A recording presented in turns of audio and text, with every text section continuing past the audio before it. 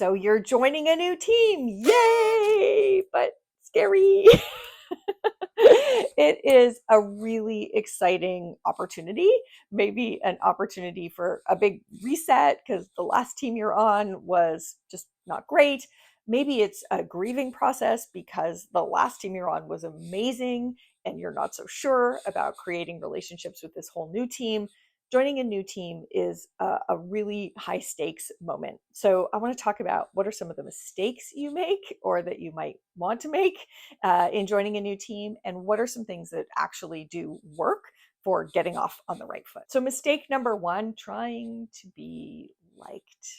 And it is so difficult to shut down that instinct we all have to, we've heard a million times, the importance of first impressions. And so we go in there, we're trying, we spend ages trying to figure out what are we going to wear on the first day, and is this tie too bold, or whatever else.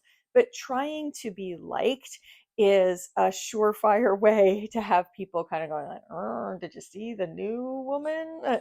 It's just not effective. So don't try to be liked. Another mistake we make is wanting to be impressive, wanting to show them that we've got tons to offer. We've got amazingly relevant experiences. We are super talented, and trying to be impressive can come off as arrogance. And that's not good. Another thing the mistake that we make is we want to start adding value really quickly. We want to be the hero, and trying to be the hero again is going to make a lot of people worry that you are kind of I don't know, kind of a bit too much. So, what can you do instead? So, one, spend your time instead of worrying about your outfit. Worry about having a set of really great questions. Those are the accessories that are going to make a great first impression. So, great questions that really help people to open up. The great questions are kind of like projective tests.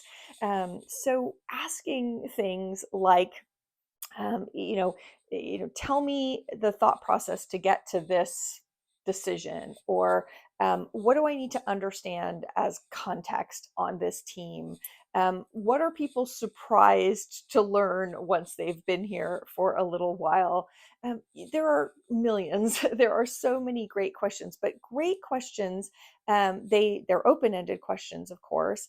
They don't start with the word why, because why questions tend to make people quite defensive. It means you're kind of walking into a new team and asking them to defend why things are the way they are. That's not a great way to start. But these great questions leave space for people to paint a picture of what matters, what's important, those sorts of things. I love questions around, okay, I have the official org chart. Who are the people who based on the org chart, I wouldn't understand how important they are. Who that's not shown at the top layer of this, who's important, who has outsized influence, who do I need to build a relationship with? Those kinds of questions. So preparing great questions, those are much more important accessories than what earrings or what tie you're wearing on the first day. Number two, asking your boss. So those early conversations with your new manager matter a lot. And instead of focusing on what do you want me to do, shift to a question that's a little bit more sophisticated, which is about, what's the value you need me to add? What are some of the things when you think about this role? What are the most important things that I need to pay attention to? What's the value that the team is counting on this role to add? Is there anything based on my experience or my background that you'd like me to bring? Is there sort of extra value above and beyond my role? But getting into not just a list of do this, do this, do this, but getting your boss to help you think about what is the bigger picture, what's the value you need to add in your role. Okay, so I mentioned that great questions don't start with why. And the really challenging thing when you're starting in a new team is you need answers to all those why questions. Why do we do it that way? Why aren't we doing this? There's a lot of questions. So the next thing you want to do is figure out, how do I get answers to all my why questions without ever asking why?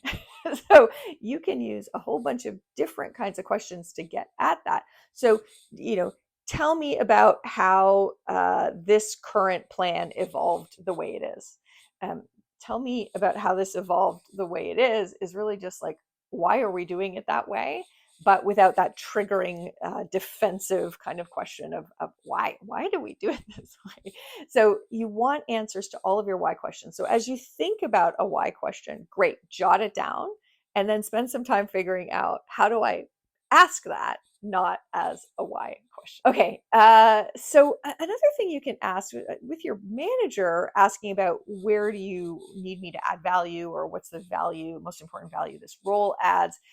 With your colleagues, it's always sort of delicate territory trying to figure out how to get in there and start adding value, because what you don't want to do, we said, don't be the hero, don't be condescending, don't make them feel like, you had to arrive to fix everything they've broken.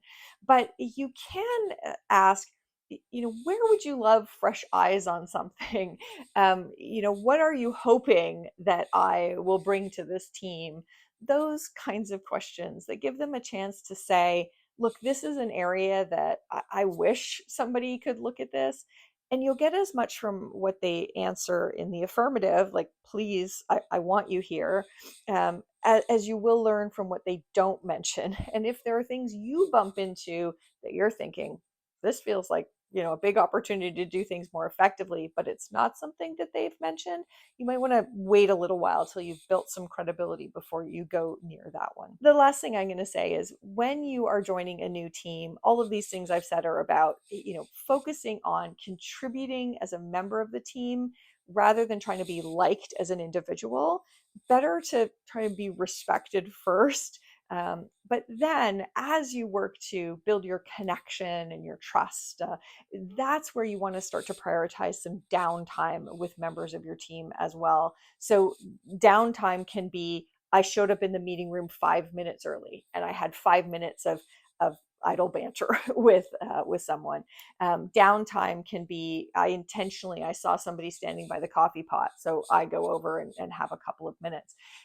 Certainly, if your work includes opportunities for business travel with a colleague, that downtime where you're eating together is really, really effective. So once you've focused on joining, learning, understanding what's the most value you can add, start there first. Then you can start to work on building those personal relationships.